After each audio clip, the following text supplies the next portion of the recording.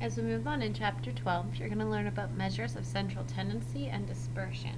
Today we're going to talk about those three M words: mean, median, and mode. We're going to throw a couple more vocab at you, but we're going to start with mean, median, and mode. Now you've probably seen these. I know they were on your 8th grade PSSAs. Let's go over the vocab and review what they mean. The first one is the mean. Now the mean equals the sum of all your data over the total number of data values. The mean is often referred to as the average.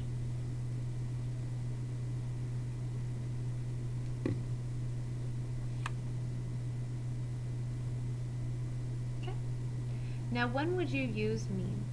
You're going to use the mean when you want to describe the middle set of the data that usually does not have an outlier.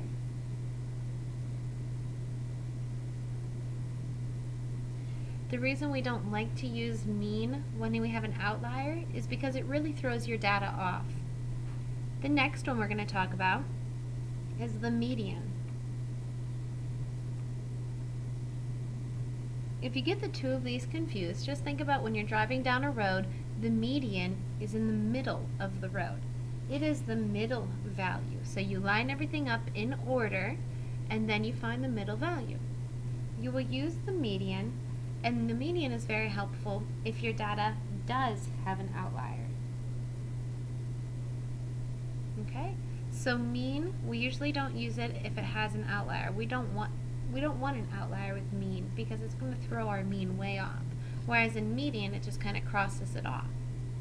The last one is that last M word, the mode, and it's the one that occurs the most. That's the word you want to focus on there, the most. You're going to use that when you need the most popular item. Okay? So with mode, we think most. With median, we think middle. And with mean, we think average. There's also this little paragraph down here. And this little paragraph is going to talk about the measure of dispersion.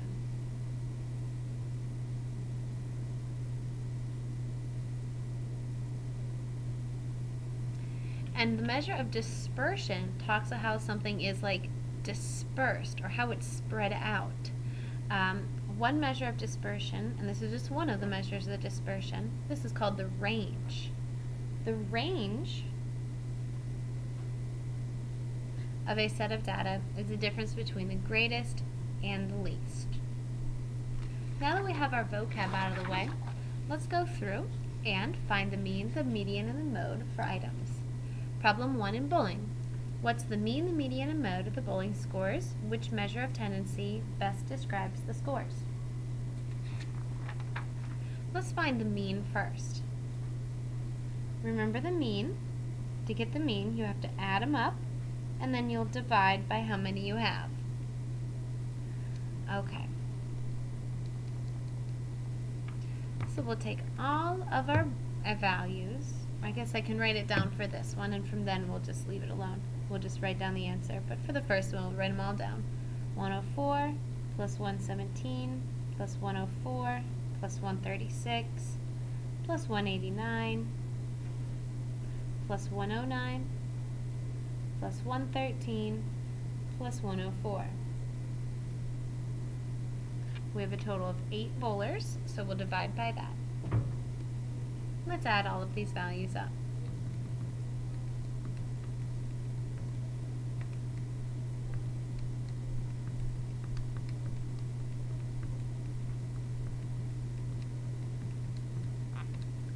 I get a total of 976 on the top.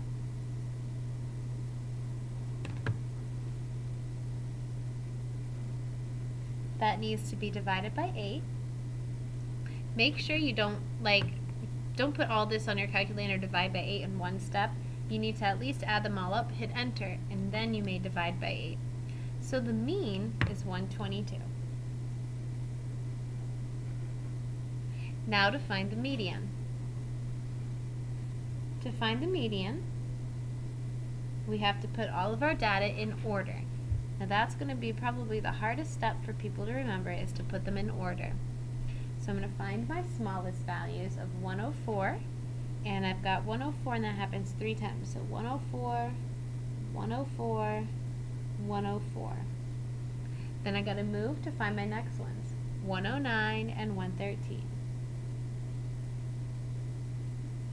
Then my next values, 117, next 136, and last 189. Now what you do is you cross off until you get to the middle. And I'm going to write cross off evenly. So if you take 2 off one side, take 2 off the other. 1, 2, 1, 2. So far my median is between these 4 numbers. 1 and 1. And notice it occurs, I'm going to write this down so you can study it. It occurs between 2 values. When the median occurs between 2 values, you add them up and you divide by 2. So I'll do 109 plus 113 divided by 2.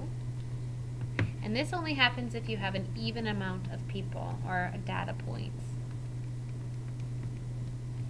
And my median, my middle, is 111.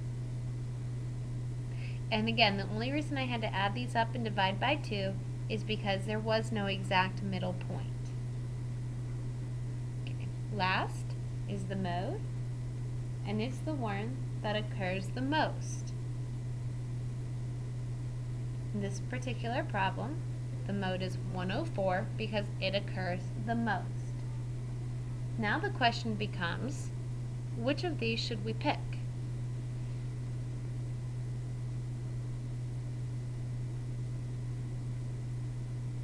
I'm going to have to go backwards. I'm going to say the mode is not the best. The mode 104, it describes only really the bottom portion. Okay, what about the mean?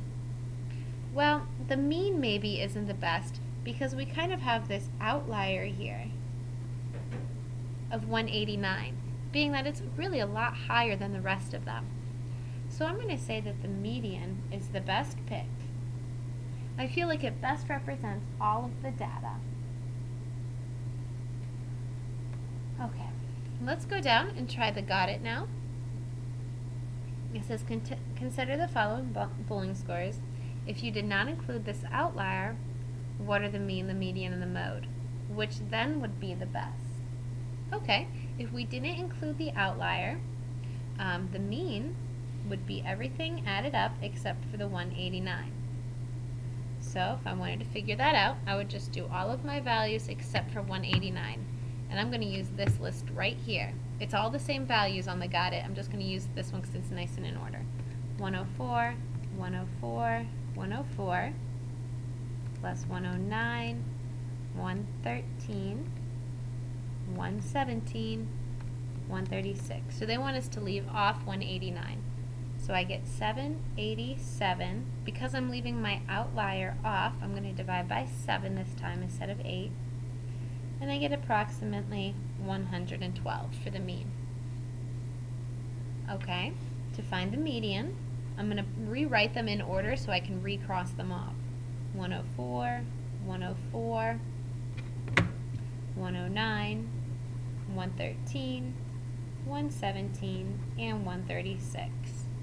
And we can cross them off as we go in order. And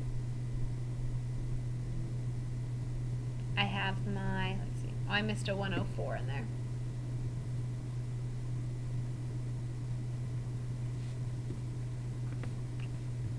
Put 104 in there. I missed one of them.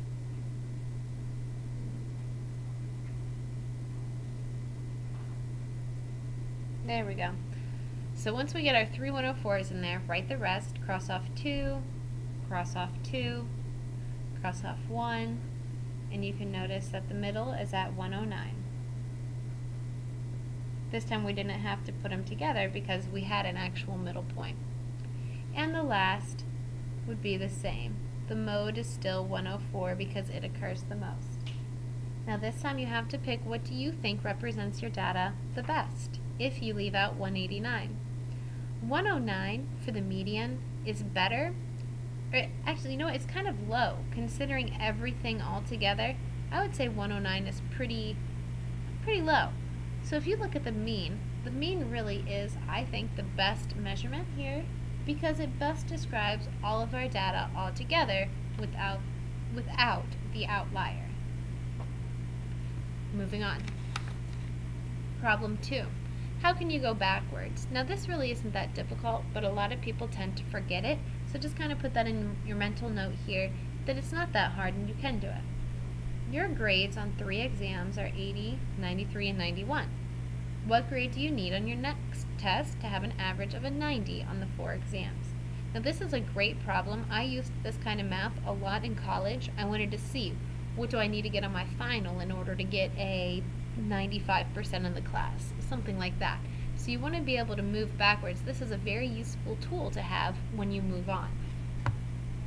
So we have an 80, we have a 93, and we have a 91. Now they said that we have one more test. We don't know what that test is, so we'll put plus X. That will make a total of 4 exams. We want this average to equal 90. So if you want to pause the video, go over that one more time, replay it, go ahead and do so, but this is the best way to set it up. Now to clear my fractions, I multiply both sides by 4, and I'm going to add these 3 values together. 80 plus 93 plus 91. I get 264 plus X equals 90 times 4, or 360. Now I'll subtract 264 from both sides, so 360 minus 264, and I get a total of 96. So on the 4th exam, this student needs to get a 96%. The got it works the exact same way. We have our 80, our 93, our 91, and the unknown. There's your 4th exam, but this time they want us to, they're lowering their expectations. They're saying, oh, I'm just going to aim for an 88. Multiply both sides by 4 and add these numbers up. Now when we add them, since they're the same, I'm going to get 264 plus X again, and 88 times 4 is 352. Take away 264, and you'll get that on your 4th exam, the student needs to score an 88% to end up with an 80 altogether. Moving on to problem 3, finding the range. Now the range, remember, is the spread. It's the spread of all the data, the lowest to the highest.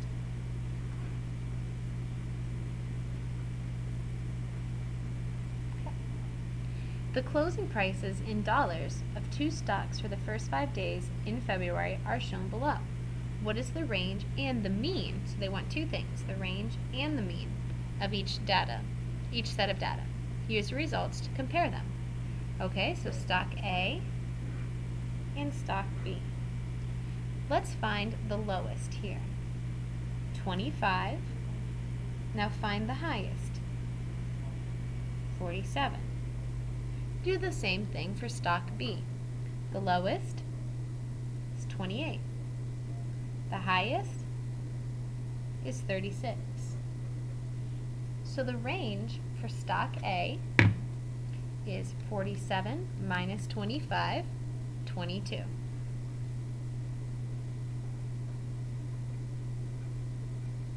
Okay, stock B, 36 minus 28. Our range is 8. So you can see already that stock B doesn't tend to go up and down. Maybe this one is more steady. Possibly even more reliable. Okay, now they also want us to find the mean. Remember to find the mean. You add them all up, 25, 30, 30, 47, and 28. You divide by how many you have, and you get 32. Do this one more time for stock B. They asked us to do both, so we can talk about it a little more. 34, 28, 31, 36, 31. Look at that, same addition, therefore the same division. And then they wanted to compare the two of these. So for the two of these, we can say that they have the same mean, right? Both of the means are 32. The range, though, on the first one is much higher than B.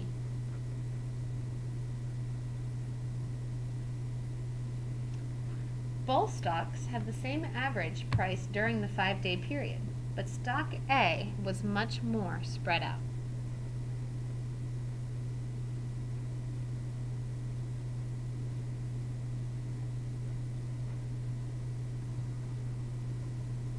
Now, if maybe you guys are people who like to take chances, maybe stock A would be one that you would invest in. I would probably go for more like one stock B. That's a little more consistent and it still holds the same average.